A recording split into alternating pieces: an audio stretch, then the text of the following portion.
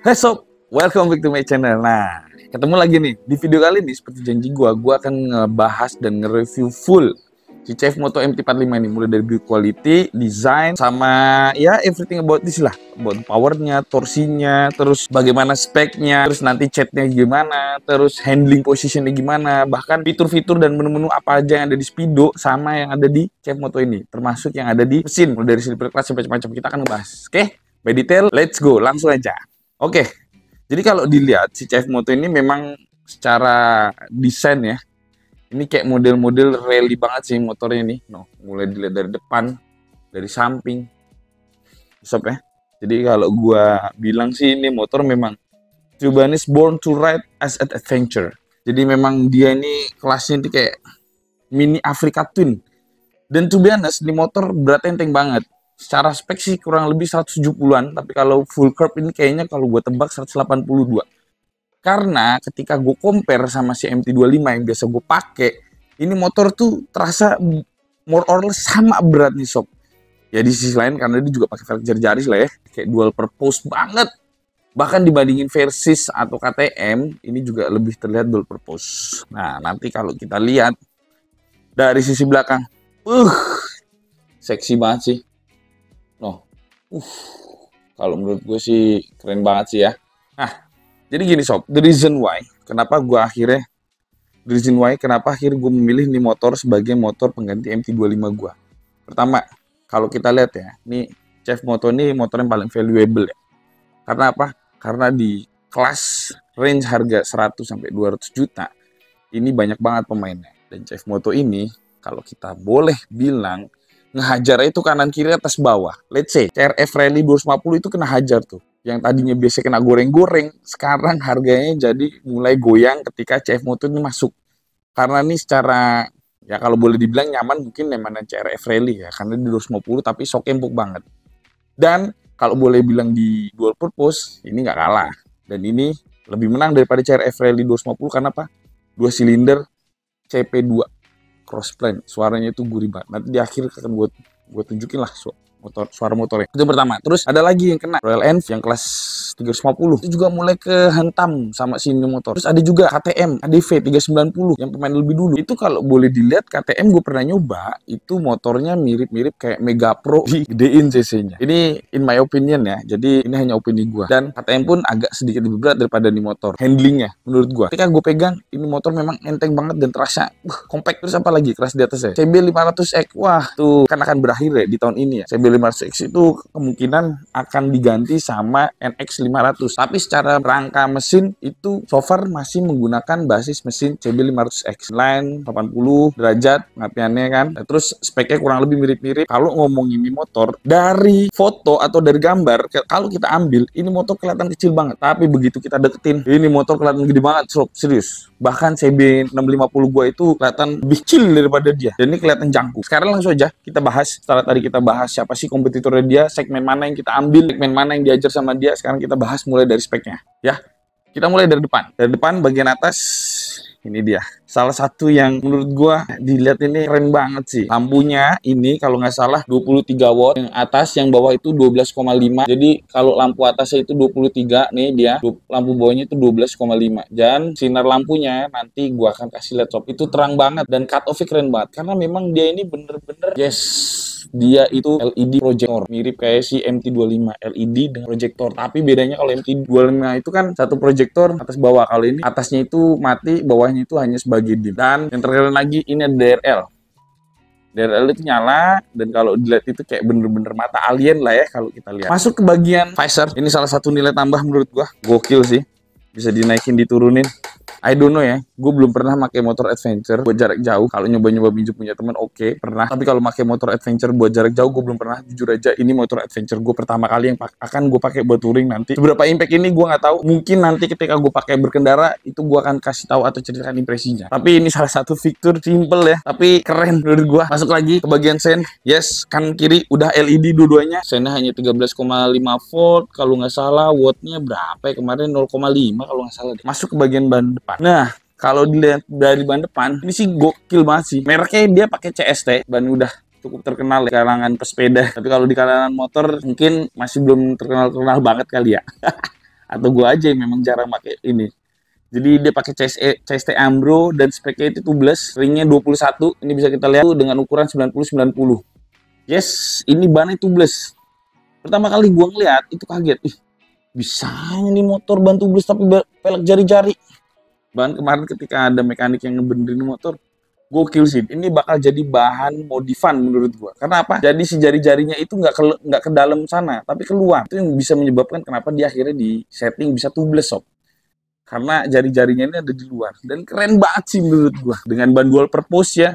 Not literally, tapi gua nggak tahu kalau mau dijadiin pure supermoto. Keren sih kalau dijadiin supermoto, tapi nanti let's see ya. Mungkin agak susah ya nyari ring 21 karena kebanyakan ring 17 ya. Gua belum nyoba, gua masih mau nyari antara torsi sama power mana kan gue lebih pentingin. Tapi biasanya gua kalau touring itu yang penting torsinya dulu. Dan ketika powernya udah cukup, menurut gua nggak perlu top speed tinggi banget. Jadi kalau ban ini masih menunjang buat gua karena kemungkinan besar 95% gua akan lebih banyak memilih jalanan on road dibanding off road. Nanti lihat lah ya ke depan kita akan modif kayak gimana.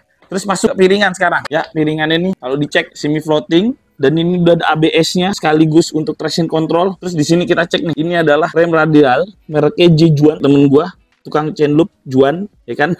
Walaupun ini remnya cuma satu ya, gue belum ngetes pengeremannya kayak gimana. Gua pegang, remnya itu empuk banget, dipencet sini aja, cuit. Wah itu empuk banget. Besok lah ya, pas ada timing, gua akan coba San Mori, kita akan cek impresi gimana si J Juan ini. Dan kelihatan tuh, compact sih, gak gede-gede banget, gak kecil-kecil banget, karena motor adventure lah ya.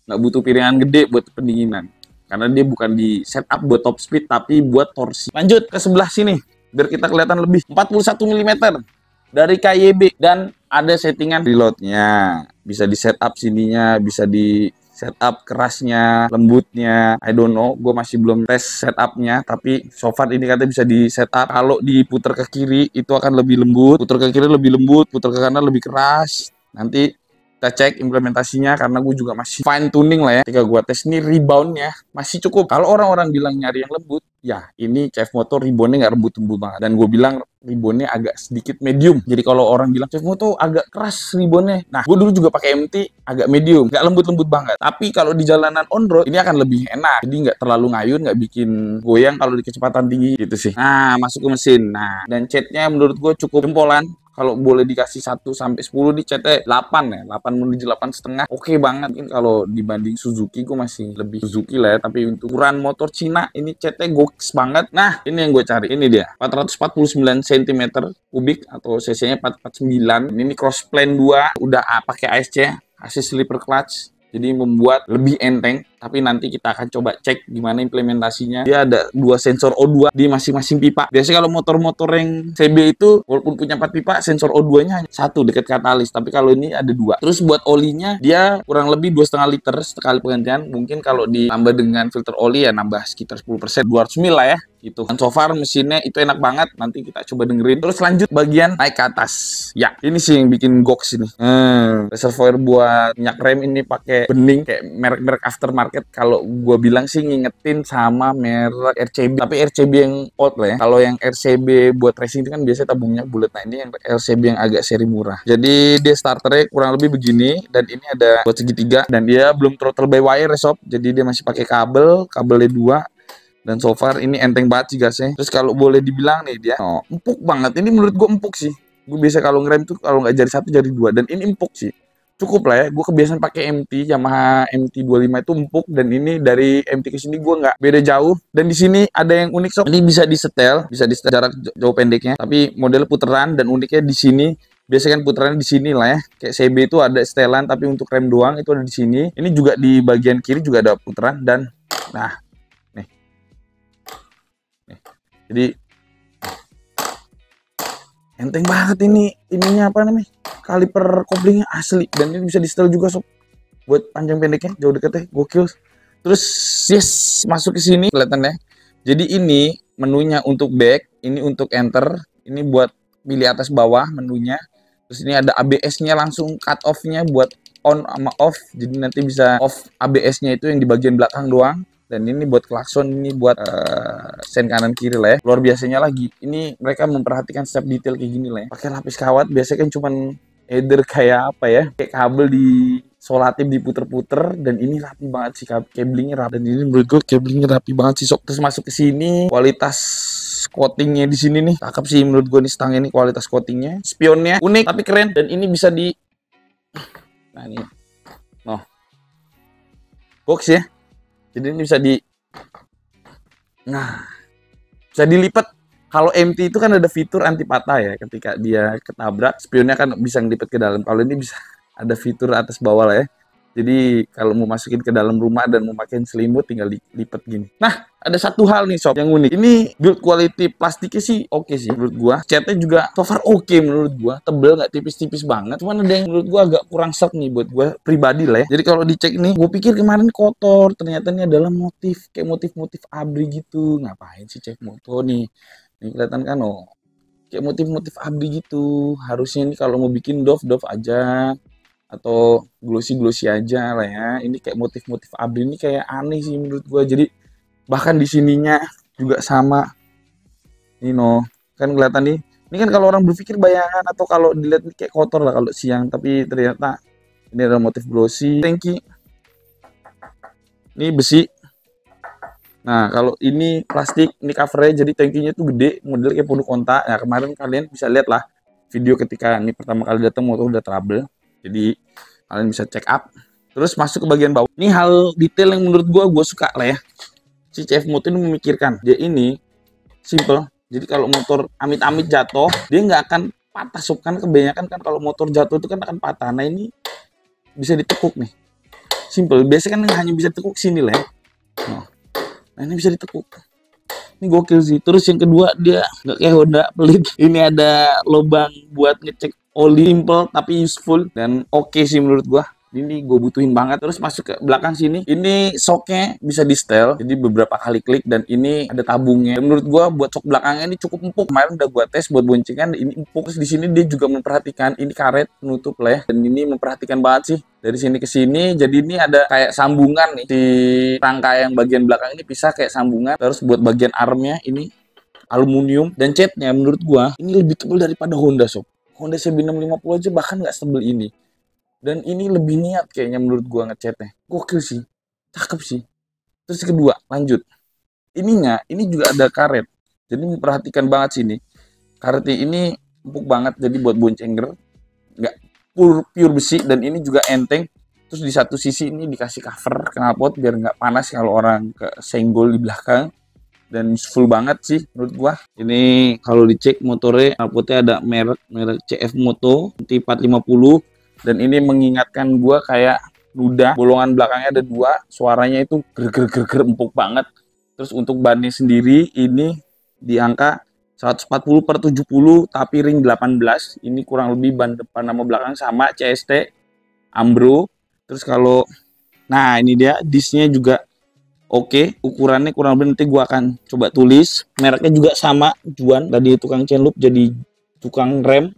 Terus di sini ada sensor ABS sama traction control. Dia nggak pelit buat ngasih tempat jalu. CB650 tuh nggak ada tempat jalu. Kalau mau jadi jalu di sini. Dan kalau si CF Moto ini nggak pelit banget buat jadiin tempat jalu. Jadi so far ini oke banget sih. Ada pegangan buat tangan belakang. Jadi ketika kita pengen mindahin motor, ini ngangkatnya tinggal gini aja. Dan catnya juga lumayan tebel kalau gua catnya bagus. Dan ini kayak bukan barang Cina anjir. Kalau motor dikasih lambang garpu tala atau sayap kepak, ini harganya nggak mungkin 150.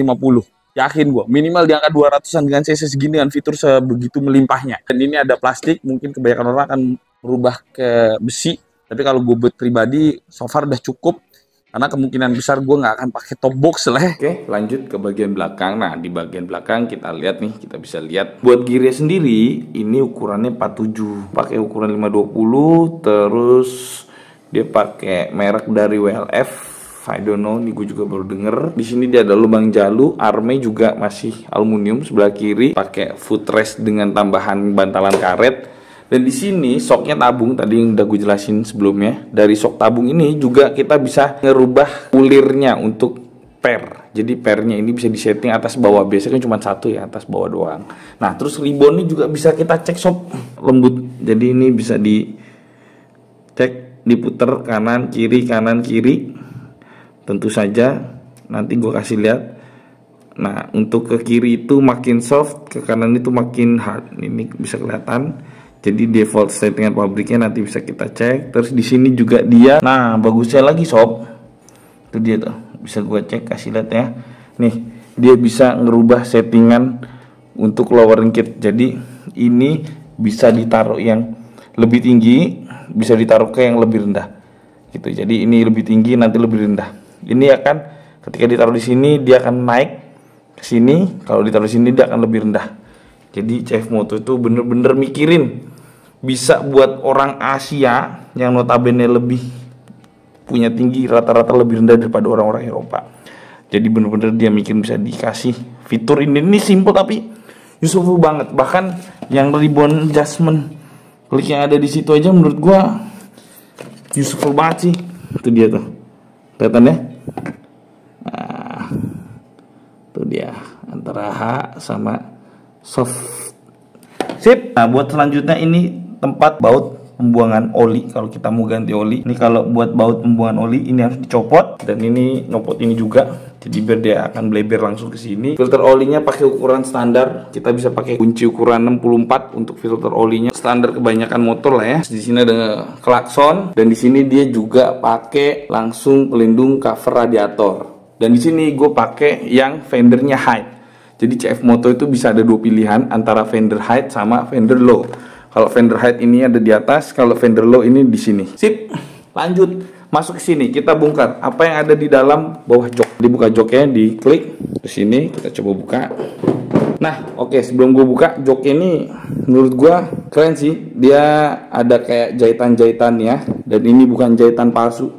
Ini jahitan beneran nih. Kalau dicek nih, ini jahitan beneran, bukan gimmick tok. Jadi kayak bukan hanya jahitan tok, dan dia nyatuin dua karena ini dua bahan yang berbeda. Dan menurut gue nih macam kayak apa ya, agak keras-keras gitu, bukan keras ya, bertekstur kasar. Jadi dia nggak lembut, jadi dia bertekstur kasar. Mungkin ini buat biar kita kalau duduk makin firm ya. Dan di sini ada pembatas kalau buat si jok belakang. Dan kalau kita berkendara duduk di atas sini, ini udah otomatis juga pasti akan kehalangan ini, nggak akan langsung nyentuh tangki. Next kita buka. Nah, ini dia aki gue copot sob. Jadi di bawah ini nggak ada ruang space yang gede ya, hanya ada satu tempat kosong ya. Kalau dicek ini hanya ada tempat buat toolkit. Terus di sini ada kayak space kosong tapi kecil, ini mungkin buat naruh jas hujan ukuran kecil. Terus saklar ada di sini. Bisa kita lihat nih, saklar semua ada di sini. Terus ini ada tempat untuk aki. Bagusnya kualitas catnya kalau dicek sampai sini tuh dia bener-bener rapi, detail, nggak ada silikat itulah ya. Karena kemarin di Honda tuh punya gue yang CB, dia masih ada cat yang gompel di sini. Catnya tuh ada gompelnya di sini, tapi ini bener-bener rapi sih. Gue lihat nih kemarin by detail, ini kualitas catnya jauh di atas Honda sih. Nah, nih gue cek nih kualitas catnya. Oke, tuh. Jadi gua sampai detail tuh kotorannya, debu nih. No. Nah, kualitas catnya ini bener-bener menyeluruh dan hampir nggak ada celah yang nggak kena cat sama sekali sob. Jadi ini bener-bener rapi untuk kualitas catnya. Sip dong. Sengaja gua cari. Ini bukan buat nyari kesalahan ya, tapi lebih ke kita bener-bener explore detail. Tuh dia. Oh, sip. Terus kalau lampu belakangnya, seperti yang gue bilang kemarin, di bawah 1 watt buat nyala idle sama remnya. Bahkan remnya agak lebih tinggi, hampir 1 watt kalau remnya. 0, berapa ya? 0,35 apa 0,5? Kalau ininya 0,25. Di bawah 1 watt, gokil ya. Sekarang kita cek ya, kita bedah. Oke, nah sekarang kita cek nih. Jadi langsung aja kita tes.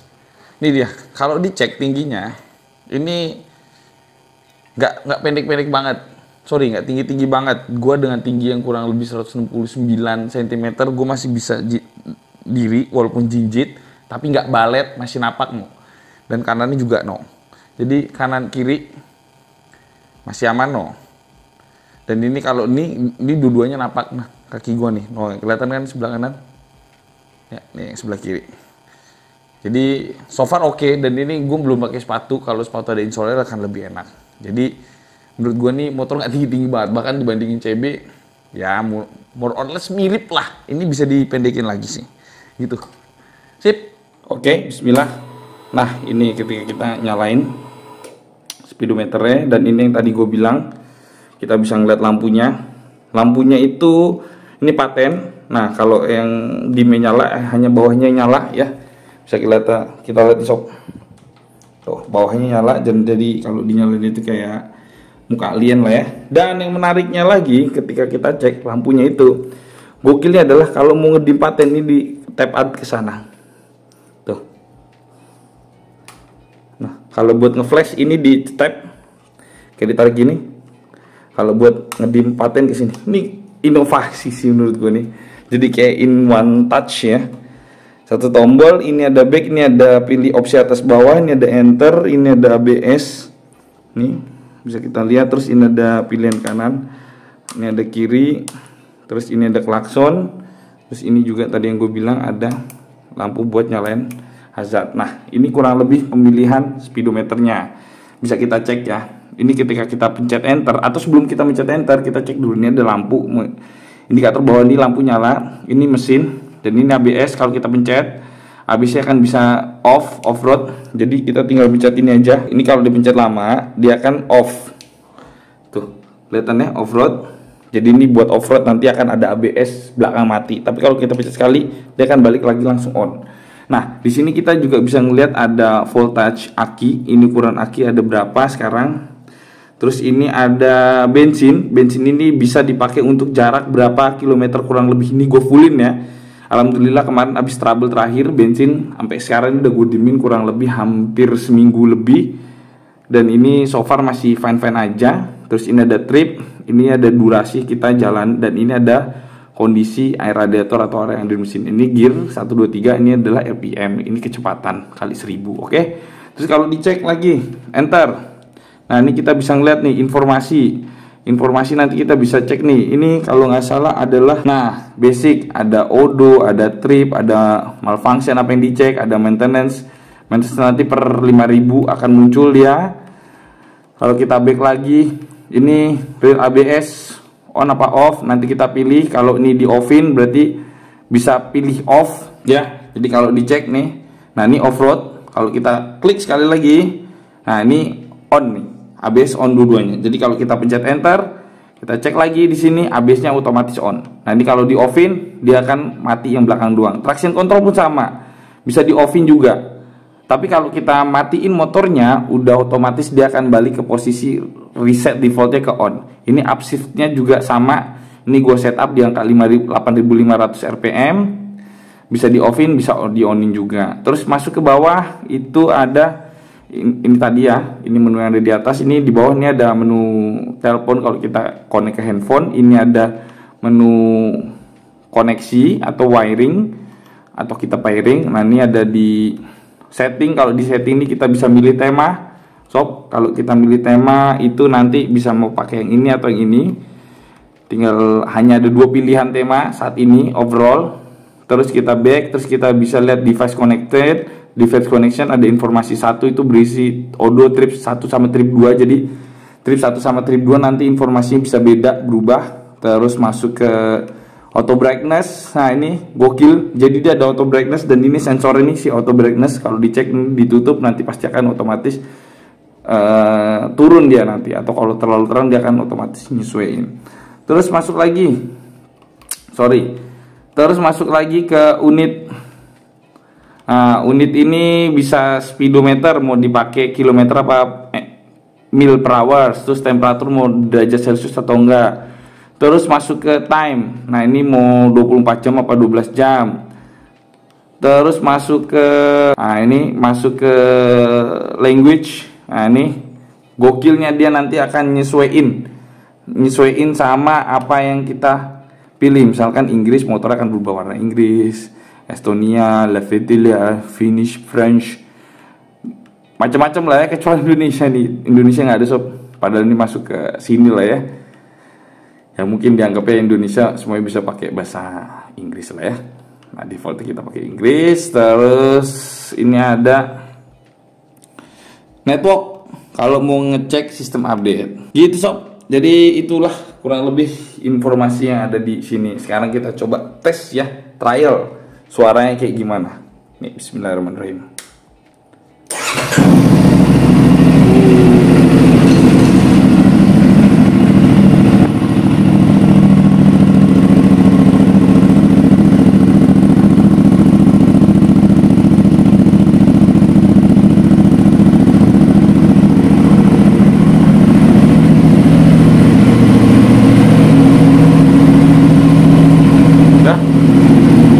Ini kita pakai 95 ya minimal, jadi gua isi di sini pakai turbo gitu sob, kurang lebih